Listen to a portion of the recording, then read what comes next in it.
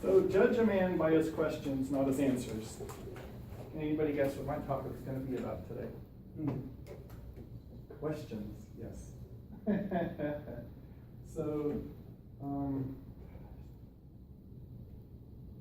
my talk today is going to be about questions. It's going to be about yes/no questions. It's going to be about good questions. It's going to be about dangerous questions. It's going to be about why people are afraid to ask questions, and about empowering questions. One of the book that led me to the inspiration for this is called Leading with Questions. And it's absolutely a fabulous book for anybody that's a leader or aspiring to be a leader. It provides so much more insight into things besides just asking questions. It's a really just fabulous book for just leadership in general. So Eric Schmidt, the CEO of Google, said our company is run on questions.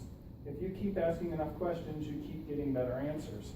I'd like to add to that one of the most important things in communication is hearing the question that's not asked.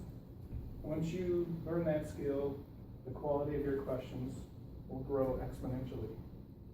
So what kind of questions should you try staying away from? Yes/no questions. They lead people to incomplete answers. So if you don't ask yes/no questions, what kind of questions should you ask? Open-ended questions. Here's some examples of open-ended questions. Open-ended questions get people to tell their answer in their story, and it leads to information and insight that you might not have thought of on your own.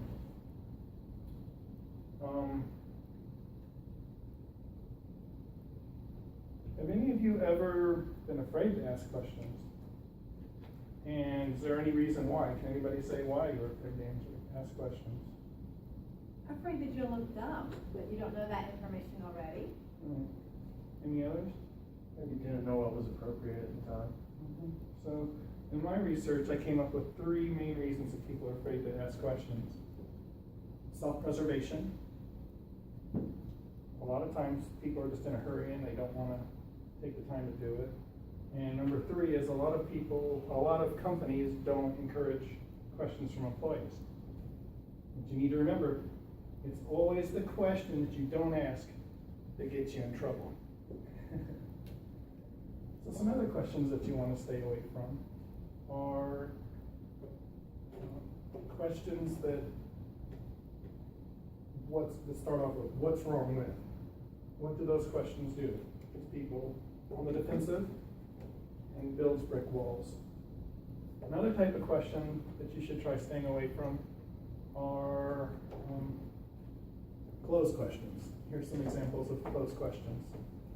Closed questions, one type of closed question is the what's wrong, and that leads to incomplete answers like the yes/no questions do.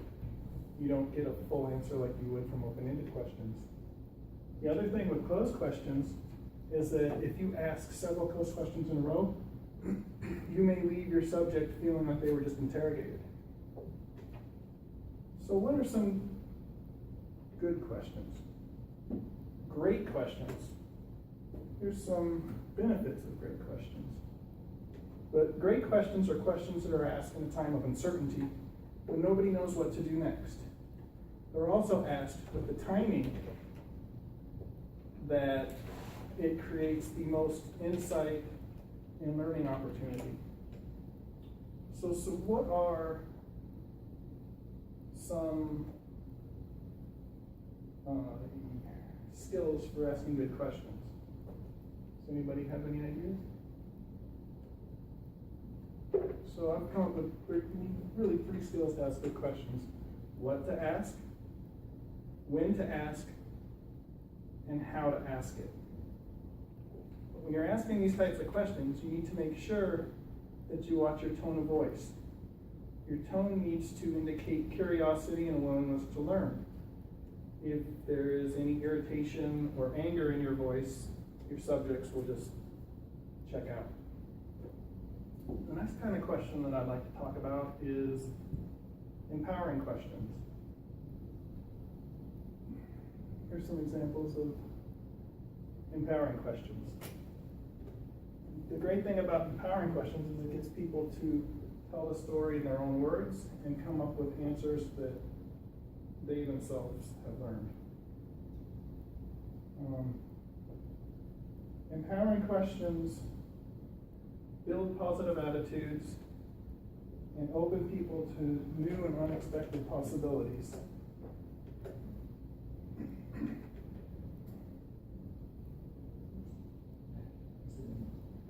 So today we've learned about many different types of questions. We've learned about yes/no questions, about good questions, about why people might be afraid to ask questions. And the one thing that I would hope that you remember from my speech is that a wise man can learn more from a foolish question than a fool can from a wise answer. Thank you.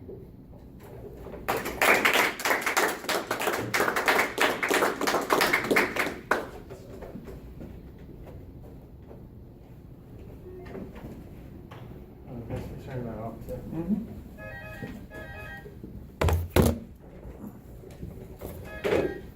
I'm gonna bring this back.